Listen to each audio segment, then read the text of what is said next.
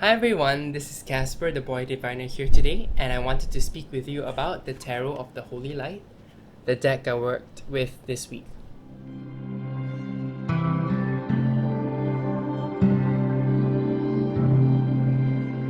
Okay, so this is the second time I had to take this video. Basically, my audio wasn't really working, the recording wasn't great, so I'm gonna just I did do quite a bit, so I feel a bit wasted, but I have no choice. I need to start afresh. Alright, this is the Tarot of the Holy Light by Christine Payne Towler and Michael Dowers. Alright. Okay, so I know one of my crutch words is alright, and I use it a lot in my videos, so I'm going to try my best in this video not to say it at all because I've gotten some feedback and I'm going to try my best, alright? But you see, it came out again. But I'm gonna try to be as conscious as I can and just do what I can to get rid of this bad habit. Okay, just to give you guys a heads up about what's gonna happen in this video. And to talk to you about the Tarot of the Holy Light, it is done by Christine Payne Towler and Michael Dowers. Michael Dowers is the artist and Christine Payne Towler is the tarot scholar behind this tarot deck. And she is a very esteemed tarot scholar, and I do find some of her writings pretty interesting. And just basically to cut the whole long story short, I didn't really enjoy using this deck this week. It wasn't easy. Not that a deck has to be easy for me to understand, but the material being the material, which I'll go into later, it wasn't that helpful for me in using the deck. Alright, so I just want to quickly show you guys what the deck looks like. It is a beautiful deck. I really enjoy the art. I think Michael Dowers and Christine Payne Towler, both of them have like a little sense of humor in this deck. Can you see this? This is the Empress, and she has like a million breasts. All right. Yeah, super interesting. And the thing with this deck is that it is completely different from RWS or Thoth, just to be super clear. Christine Payne Towler calls this deck a continental deck. This is what she studies. Can you see that even though the Empress is Venus, she steps on the moon just like the High Priestess does. So that is just an example of how some of the imagery and some of the meanings of the cards differ from the rest. This is the Chariot. I really like the Chariot. I like the art, okay? So Michael Dowers, I think he's a collage artist. He uses old images and then collage them together for this deck. Okay? The thing is, sometimes they are pretty pippish, like this. And sometimes like this, you see. So while I like the art, and sometimes it can be very evocative and helpful, some of the art is too esoteric to be of any use to me, and so it was a struggle for me to use this deck. I believe my allies wanted me to go through this obstacle to really appreciate this deck, and also to maybe let myself be aware of my limitations at this point in time. So in this week, I tried every night to read the companion book. I respect Annabelle Wen. She's one of my tarot idols. She did recommend this book for anyone who's interested in the tarot. At the same time, while reading this book, there was this impending fear, or it's just me, it could be just me, but I just wanted to share my thoughts. Because it is so different from what I'm used to, like the Ten of Cups being a water trine, which is completely foreign to me. The correspondences here are also different from the Thoth, or any Thoth-based decks. There is a possibility and fear that whatever I read here will take away what I already know from the Tarot or the RWS tradition or Thoth. For example, I think the Hermit is a Leo in this deck, and strangely, the meaning of Hermit in this book doesn't differ that much from the usual Hermit, but is interpreted through the Leo mindset instead of the Virgo mindset. So when we think about Virgos, they are introverted, they study really hard, they keep repeating, they are alone. In this case, she interprets Leo as being alone. Well, today is not a great day for filming, I guess. My camera died So the first time the microphone malfunctioned, and now my camera, had too high a internal temperature. But anyway, just to continue, she interprets the hermit through the Leo lens, where the hermit is alone, but full of fiery knowledge and breakthroughs and things like that. Maybe I should quickly just take a look too, because I don't wanna put words in the book. So the hermit is light, alright? Again with the alrights, I'm gonna try to stop.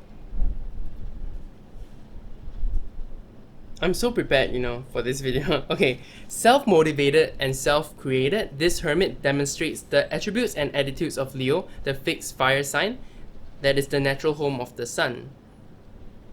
The hermit is alone in a magical landscape much of the time, following inner lights, not answering to outside resources. While I do not disagree with that, I just find it hard to gel in my head, the existing knowledge in my head that the hermit is Virgo, and adding this layer of knowledge to what I already know, I don't think it will help my reading skills in the long run. In fact, part of me feels like while the book is probably well researched and well written, well researched,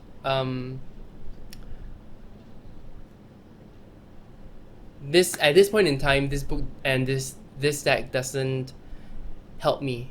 I think that's what I want to say, and I find this book really difficult to read. That's why I hesitated a little on well written. I guess you really need a curious, inquiring mind that wants to know a lot about continental tarot and has the discipline to really stick to this deck and use it to find this useful, in my opinion. If they had an editor, I think that would have been much more useful. I'm just trying to see if there's an editor here. I mean, I don't see one. People don't usually write that they do have an editor anyway. I don't know what I was trying to do. I mean, there were some typos. There were a lot of sentences that could be simplified or written in a clearer way. So I would say this is a very dense book. I had to write notes like just to simplify the language, and I guess I can't fault that in a way.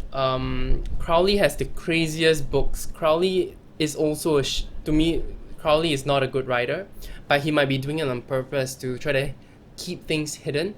And if that's what Christine Payne Towler was trying to do, I mean, she succeeded. I didn't feel like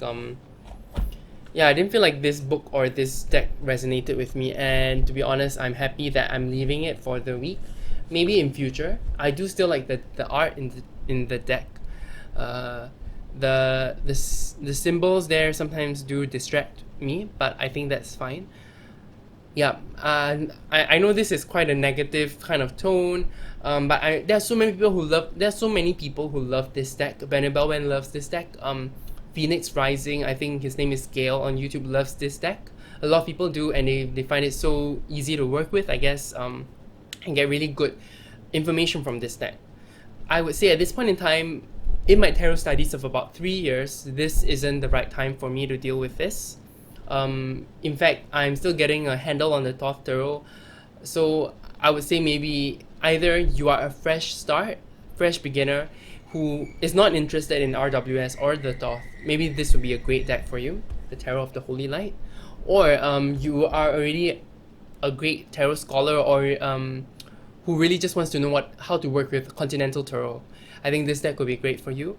But for me, right now at this point in time, I wasn't able to get what I needed from the book. I did get some interesting nuggets. I really like the idea of the fallen tree of life, where this was the original one and then the center just dropped. I love that idea. She's the one who introduced me to that. I'm not a great Kabbalist, so I appreciated this book in opening my mind to that. I guess some of the entries were interesting. Like the Eight of Cups was different from what I expected. It's not anything like the traditional RWS. overall, this deck is an interesting one to deal with. If you are interested in it, maybe you can still get it. Get the book, read it, see whether it works for you. But personally, for me right now, this is not the right time. And I could easily have said this about another deck years ago, like the Mariel Tarot. I don't feel like I was ready for it years ago, maybe 2 years ago or a year ago. But right now, it is calling out to me and resonating with me. So I'm lucky in that sense. This deck, I've had this deck for more than a year, maybe a year and a month, and it's still not the right time. I probably will still hold on to this deck, but I might also let it go depending on what happens. I haven't let any of my decks go, so this has been a topic on the top of my mind. Okay, I really felt like I rambled not in a good way, and I might not have expressed myself in the best way. But please try not to send any hate or anything, because my heart is I heard this quote from somewhere. My heart is a tofu heart. I do get quite hurt, and I need to protect myself also. In any case, let me know what you think. If you have this deck and you love it, I respect you. I'm happy for you. And if you don't have this deck, I hope this was an interesting, useful opinion before you get the deck. Alright? Okay, you guys have a great rest of the day. You take care. Goodbye. Bye.